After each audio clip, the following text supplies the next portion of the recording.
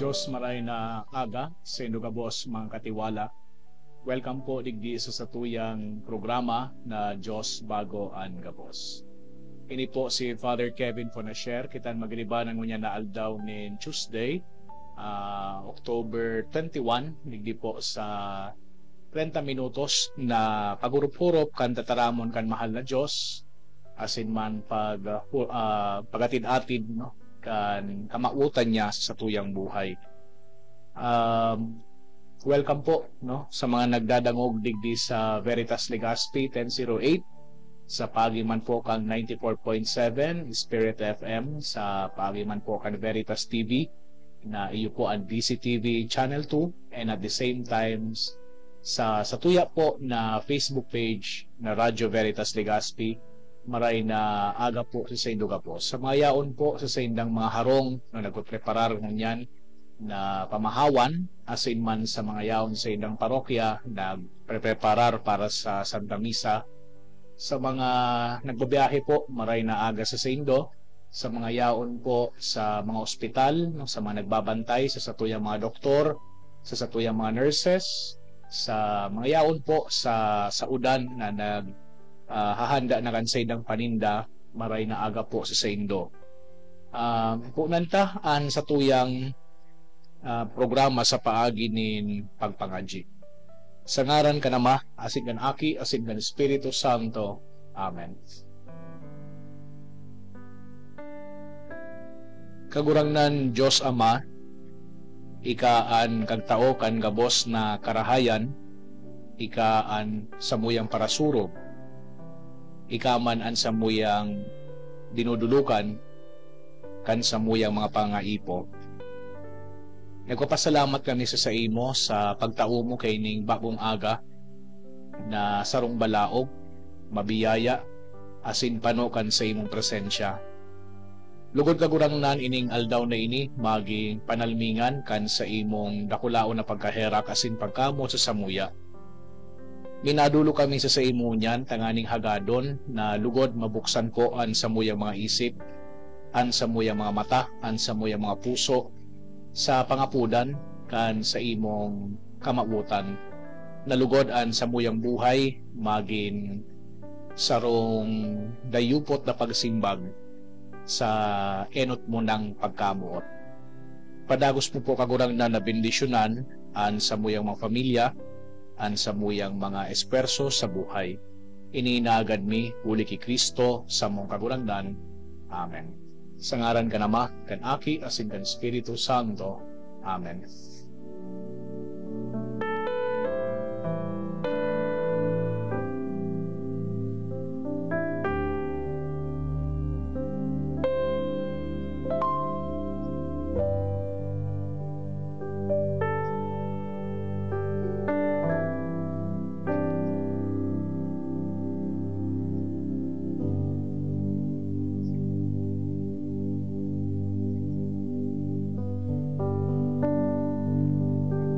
Sa tuya po na enot na pagbasa, ginuno sa surat ni San Pablo sa mga taga-Roma, Kapitulo 5, versikulo 12, 15, 17 hasta 19, dangan 20 hasta 21.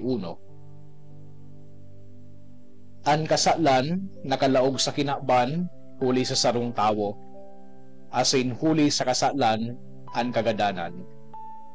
An kagadanan nakalakop sa gabos na tawo, huli talambang saro nagkasala. Kun huli sa kasalan nin sarong tawo, dakol ang nagadan.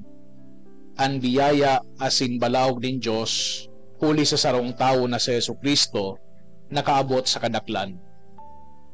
Kung totoo dan kagadanan naghadi sa gabos, huli sa kasalan nin sarong tawo, urog na totoo na ang mga nag-ako ka nagsusupay na biyaya, kapatawaran asin katanosan magahade sa buhay, huli sa sarong tawo na si Jesucristo. Sa sarong pagtaram, huli sa kasalanin sarong tawo, pinadusahan ang gabos na tawo. Siring man, huli sa katanosan nin sarong tawo, itinao sa gabos ang buhay, asin ang gabos naging matanos. Huli man sa day pagkuyog nin sarong tawo, dakol nagin mga parakasala, siring man, huli sa pagkuyog din sarong tawo, dakol ang naging matanos. Kung sain nagdakulan kasalan, duman urog nagdakulan biyaya. Mantangan kasalan nagahade asin nagdudulot in kagadanan, an biyaya magahade asin magdudulot in buhay na dayang kasagkoran, sa bagsik kan katanosan, na minadatong sato, huli kay Jesucristo na satong kagurangnan.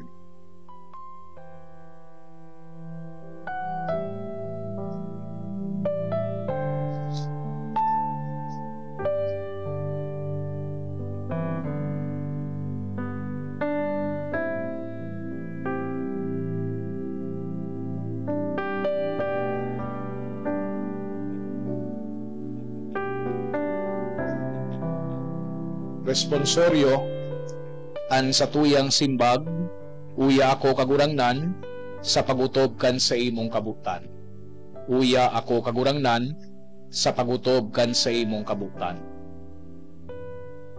Atang asin dulot day mo hinahagad, kundi talinga sa paghinanyog itinaumos ako.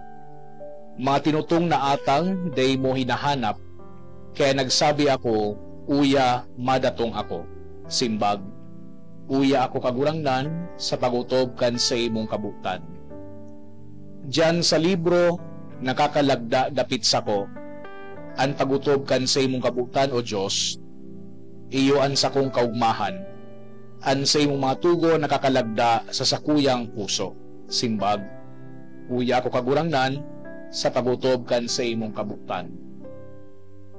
Ipinagrurukyaw ko an sa imong katanosan sa dakulang katiripunan, magugma asin maranga lugod ang mga nagahanap sa imo.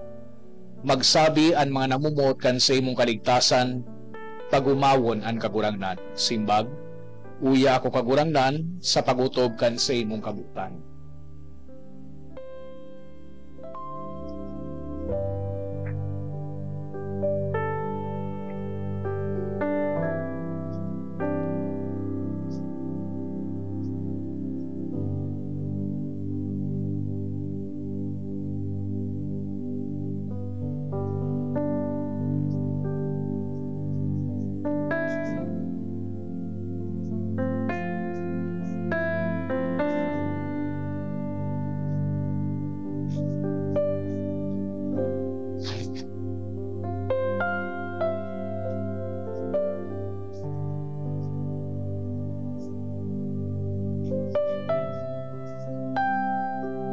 Ang sa tuya po na ebanghelyo, susog kay San Lucas, Kapitulo 12, versikulo 35 hasta 38.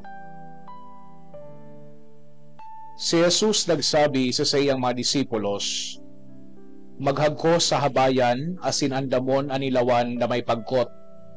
Siring kamo sa mga nagahalat na kagurangnan magbalikhali sa kinasal. Tanganing kung dumatong, mabuksan tulo sa pagtuktok. Palada ng siring na mga surugoon kung mabtan na nagpupuka. Totoong sinasabi ko sa indo, mahag ko siya, papatukawon niya sinda asin paglilingkodan na saro-saro. Kung dumatong hararom ng banggi o pagkaagang amay, palada ng mga surugoon kung mabtan na nagpupuka.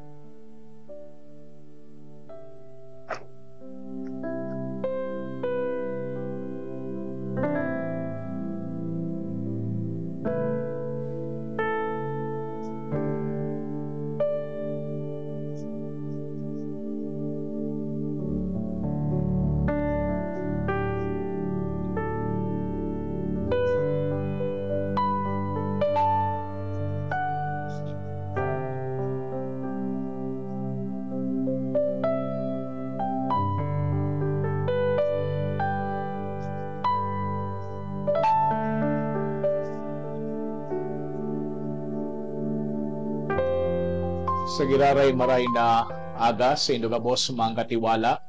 Sa giraray welcome po sa kakabukas pa lang kan sa indang mga TV, kan sa indang mga radyo. Welcome po digdi sa tuyang programa na Diyos Bago Adga po. Sa giraray po, pwede po nindong ilista ang sa indong mga intentions dyan po sa tuyang Facebook live chat.